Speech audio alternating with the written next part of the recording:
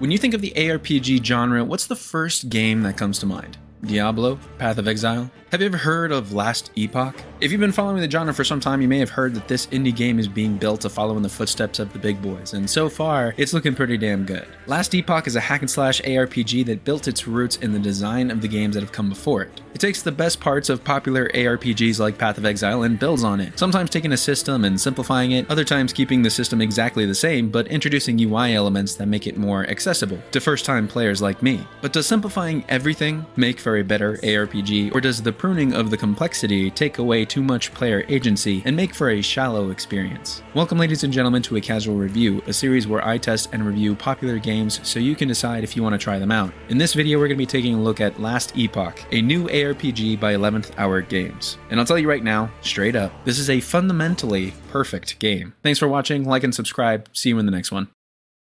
Alright, let me explain myself. The Last Epoch team has taken all the basic features of genre titans like Diablo and Path of Exile and made it accessible to new players. The UI is crisp and clean with menus and systems that have been finely tuned to make it understandable by a newcomer who only uses the information given to them in the game. No wikis required. I know we haven't gotten into the review, but let me give you a quick example. Last Epoch's crafting system has been simplified by introducing affix shards, which take the place of explaining prefixes and suffixes on weapons and armor. This is then simplified even further using this easy to understand forging UI, which gives you all the information you need to engage in the system. Pick up an affix shard, put it into this slot or select it in your affix menu, and hit the big forge button. As long as the item has forging potential left, you'll apply the affix. Now, I don't usually like making definitive comparisons in game reviews, but this review is going to be chock full of them, so might as well start now. If Path of Exile had a simplified crafting system like this, maybe I would have actually crafted some of my items to fit the extremely complicated 1000 option skill tree and 400 options of skill gems, percent increase versus stat addition, holy firewater, grass melee, damage, smite, templar, don't forget your elemental resistances, armor, health, and shield, wiki dependent build. But I can't act like I know what I'm talking about in Path of Exile. I only have 150 hours played, so I'm still a filthy casual. But Last Epoch is not Path of Exile. It's something different. It's accessible. And all jokes aside, that can mean the game is either better or worse, depending on your preference. Just because a game is fundamentally sound doesn't mean it has enough depth to hold your attention. So let's get into the review. Before we begin, I want to thank you for watching, and if you feel so inclined, please hit that like button and subscribe for more content. I appreciate your continued support. Like I mentioned in the intro, this is a new game, a fresh look at the ARPG genre. Development of Last Epoch started in 2019 after having been funded by a Kickstarter campaign. Since then, the game has been in beta, and the devs have continued to deliver new and innovative content on a pretty regular basis. Most recently, as I'm writing this script, we've just received 0.8.5, which in short introduced 2 new dungeons, updates to an endless arena mode, a bunch of new unique items, new skills and tuning of old ones, and my personal favorite, a new model to the Wraiths. So why do I feel like it's important to bring up this bit of the game's development history? Games like Path of Exile and Diablo have had years to develop and improve their game. Both of these titles are titans of the genre for a reason, but in terms of content, I don't feel like Last Epoch is far from the industry leaders. I think it's important to see how much innovative and polished content the game has in such a short time frame. I never felt like the game wasn't finished or that it was lacking something that prevented me from enjoying the game. There are things that aren't released yet, like a few classes and an end to the campaign storyline, but there was so much to do that I barely even noticed that there were things missing. Everything 11th Hour Games has released so far feels complete, and even though I'm not a veteran yet and don't know the minute details of every skill and if weapons are balanced or not, I can say with full confidence that I'm excited to see the future of this game. So let's talk about what's available now, starting with game design. Last Epoch has a standard format of a campaign, a few optional side quests in each area that give you some extra talent points, and the endgame, which consists of dungeons and replayable maps to complete for power, items, and gold. You start by choosing a character. The game allows you to choose between 5 classes, and after leveling through the campaign a bit, you choose a mastery class. Each class has their own set of abilities and talents that can heavily alter your gameplay depending on what you end up specializing in. The customization of your abilities and stats comes from 4 different sources. Your class has a set of passive talents that is unique to your class only. Once you pick a mastery class, you can then open up a whole new talent tree unique to that mastery. In addition, your skills each have their own talent tree that is unique to that skill. You can have a total of 5 skills being mastered at once, gaining more mastery points as you level them up. You are only able to use 5 skills at a time, so the idea is that you master the ones you feel you use the most often and have those equipped to your ability hotbar. Last but not least, you have the ability to equip any piece of equipment you find that alter your stats further. The first thought I had when coming from Path of Exile was that this was way too simplified. I was worried that I wouldn't have enough control over the way I wanted to play my class, but as I continued playing, I was proven wrong. Not only did I feel like I had full customization with all these different unique skill trees, but everything was simplified enough that I felt like I had an understanding of how to build my character on my own, and not have to depend on a wiki or someone else's build guide. The irony in having fewer but simplified options is that because I was able to easily understand these options, I had more control over them, which in turn means I felt like I had more options. My character was an acolyte, and from the start I wanted to play a summoning build. By the end of the campaign, I had successfully turned this ARPG into a real-time strategy game. Now that I'm at higher difficulties, my gameplay is basically to run around and stay alive, while I command my horde of undead minions to fight my battles for me. And this is when I realized I appreciated the control that the talent trees gave me, but I appreciated the directional push even more. Each node on these talent trees gives a very simple explanation as to how they affect your gameplay. And because they are specific to your class or your spell, they can alter your gameplay pretty heavily. For example, depending on what damage type I wanted to build, I could make my skeletal mages do fire, necrotic, or cold damage. I could make my skeletal archers shoot fire or poison arrows, or just have a higher crit chance. I could choose to have no archers and only skeletal rogues, or have no melee skeletons at all and just have archers and mages. Each talent node was impactful to my gameplay, which made it increasingly satisfying to pick each one. I could visibly see the changes I was making and the power I was gaining with each level. I mentioned that you can only keep 5 spells active at one time, and again, I originally felt like this was going to be restrictive. And while I was definitely missing the ability to assign spells to my entire keyboard like I do in other games, it was a small price to pay for having so much control over the spells I was able to use. The only issue I still have with allowing 5 skills at a time is that if you want your dash ability, it counts as one of your 5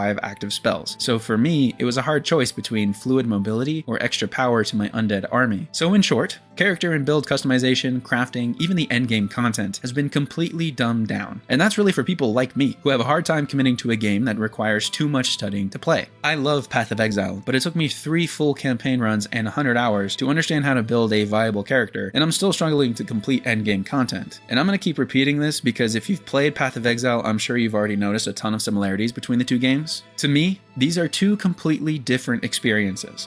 Even though the gameplay mechanics are extremely similar to each other, Path of Exile is a game that I would play if I want a decade of depth and more options that I would know what to do with. And to some people, that's either a complete turnoff or one of the most important characteristics a game should have. Some people want a game to drown them in possibility and make them feel that accomplishment of searching for success. That's what Path of Exile brings to the table. Last Epoch at this point in time does not. This is a game I would play to enjoy all of the content Path of Exile has without the overwhelming complexity that is required to play it. Comparatively, to say it in a few words, Last Epoch is the casual version of Path of Exile. But let's move on. Let's talk about the visuals and sounds of Last Epoch. This is something I think the game could have done much better at, and something I hope they'll continue to work on once they come out of beta and get more eyes on their game. The graphics are fine, nothing crazy, but not bad at all. I think the character models having a bit of a cartoony vibe works in some places and not in others. Like my acolyte has the eyes of a truly dead person, not just Evanescence looking dead on the outside, but the teen angst dead on the inside to match it. And the other character models have cartoonish features too. But of course, as you go through the game, you don't see your character very much since this is an ARPG and your view is from far above. It just makes for a very unsettling login screen.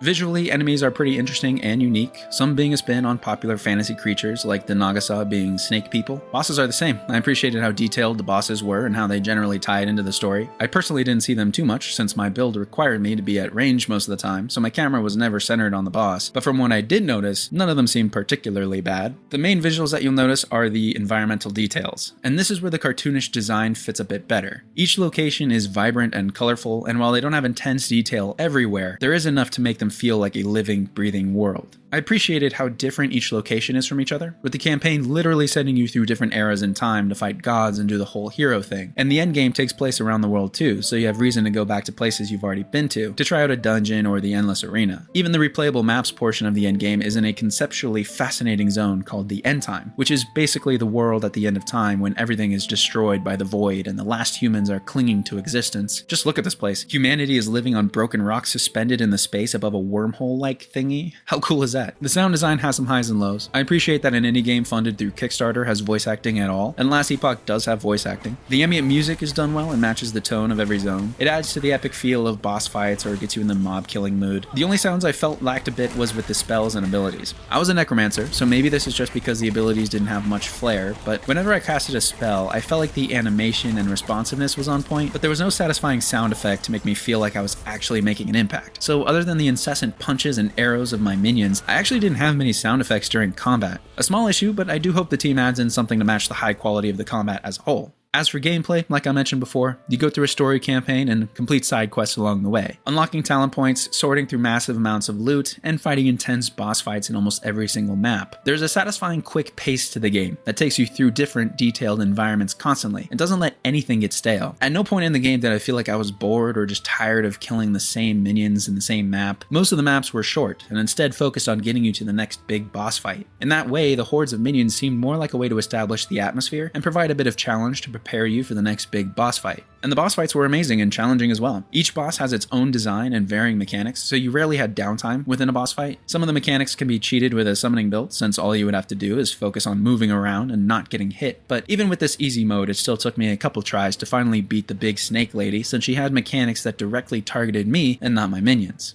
And finally, we get to the endgame, which currently includes some dungeons, a replayable maps feature, and an endless arena. All of these are pretty standard, but I would have to say my favorite so far is the Endless Arena. This is just a constant battle with minions that spawn in waves and a big boss fight at the end. You get cool loot, it's fairly challenging, and it allows you to kill things without the tedium of finding things to kill. They come to you. The replayable maps portion is called the Monolith, and the premise is that you complete different tasks within these maps to try and build up enough points to restore a part of the overall timeline. Eventually, you complete enough of the maps to get to a cool boss fight, and then you start over. But basically, this is your way to get better and better loot, continually progress your player power, and get dungeon and endless arena keys, which we'll talk about in a second. So far, there are 3 dungeons in the game, and I tried 2 of them. The first one I tried was the Lightless Arbor, which was actually really well made. This dungeon had a mechanic where you were given a light crystal to control. The light crystal would be your only source of light within the dungeon. Enemies would do double the damage and have twice the health if they weren't illuminated, so you constantly need to move the light crystal in order to keep enemies and yourself in the light. That's a pretty cool mechanic, and I appreciated how easy it was to constantly move the light source. It was just like casting one of your spells. The second dungeon was a Soulfire Bastion, which I didn't get very far in. There was a fire walkway at the beginning, and I didn't realize I was taking heavy damage from the fire until it was already too late. And this is where a big problem comes in. In order to attempt a dungeon, you need a dungeon key. That key is specific to that dungeon, and once you enter the dungeon, that key is destroyed. If you fail the dungeon or leave it, you need to go farm another key. This would be all well and good if the drop rate for keys were a little higher, but since they are fairly rare, dying in a dungeon feels extremely punishing. This is also the case with the Endless Arena, which is an entire game mode designed around being overwhelmed, so having it be that punishing to lose means the player isn't going to push themselves to try harder content. I'm not saying that they should get rid of keys altogether, but they may want to up the drop chance just a tad bit, so it doesn't require too much farming just to make a second attempt if you make a stupid mistake like I did. The dungeon and arena keys are a good example of the few problems that I have with Last Epoch. There aren't many, and they aren't very apparent, but the more you play and the deeper your understanding of the game gets, the more you run into these issues. First off, and probably the issue that we have to give the dev team a bit of a pass for, is the lack of any side systems or mechanics. The game is in beta, so I'm not blaming the Last Epoch team for not having these things yet, but there are some features that are missing that you'll definitely notice as you continue to play the game.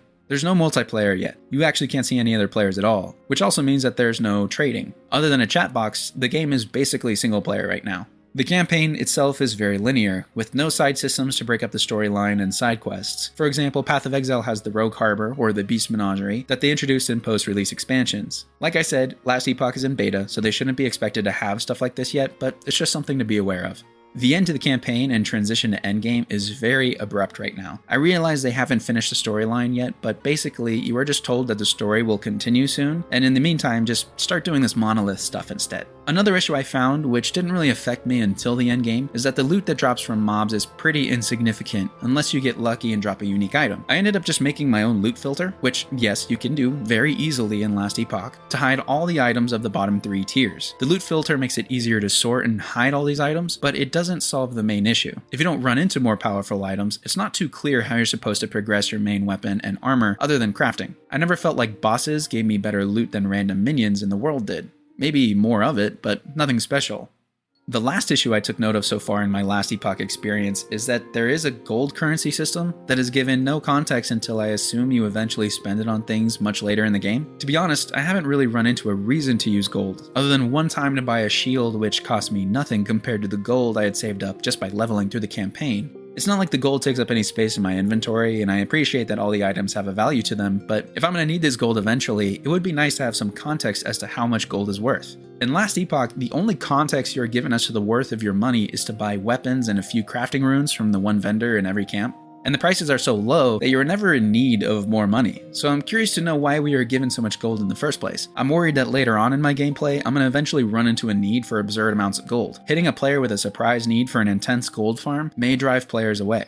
So before I tell you to strongly consider giving this game a try, I figured I would include this more freeform last tidbit of my review. This is definitely just more of a this is how I feel section. Overall, I had a great time playing Last Epoch, and I'm going to love playing as the beta continues and following along as the game grows. I hope that my review has shown that even though it has a few flaws, I'm genuinely very excited to have a new, accessible ARPG that has so much potential. The hardest part of getting a game right is building a strong base, which Last Epoch has accomplished with flying colors. But personally, there's something still lacking in Last Epoch. You see, in every big game, there's always an epic moment in everyone's playthrough where they are wowed by something in the game. That moment when something happens and your jaw drops and it really grabs your attention and holds it for a while. That's what separates the good games from the great games. Personally, I was wowed by Path of Exile's boss battles, the dark and ominous music, the detailed environments you fight in, the unrivaled smoothness of the abilities and character movement. Even though I have a hard time actually wanting to sit and learn all of Path of Exile's complicated systems and stats, I still play and I still love all the boss battles that wowed me. With Last Epoch, it took me a while to have that moment. Everything was good and most parts bordered on being great. As I kept going through the game, more and more things started to click for me.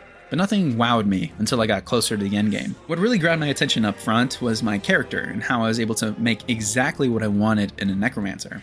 The endgame looks incredibly fun, and I've seen some bosses that I'm excited to try out, but that's endgame. There's a lot of game between character creation and endgame that the player needs to like in order to keep playing. Other than the customization, there wasn't anything that made the game stand out above the rest. It was perfect on paper, but the actual experience just felt above average. Nothing was bad, but nothing was epic. My worry is that because the game doesn't have anything epic that truly stands out yet, like something unique that only Last Epoch does and no other game, that people are going to play it right now, have some fun, and then forget about it once they go on to the next shiny thing. The question I asked at the beginning of the video, does simplifying everything make for a shallow experience? I think that's something that could fuel a lot of discussion around the game. Did the Last Epoch team take broad strokes and make the surface level perfect, but leave out the depth? That might be something we need to keep an eye on. Right now, the game is in beta, so we need to be aware that there is more coming. The devs have a release plan that's public, and on it are some features that I think could really make the game stand out like the industry leaders. My favorite would be this Lost Memories feature, that basically puts you on difficult side quests to go get some powerful gear somewhere in the world. Something simple like that, done correctly, can be a game-defining feature. For what it's worth, Last Epoch has made it on my personal list as my second favorite ARPG of all time. Even though I really haven't hit that epic moment yet, I really like this game.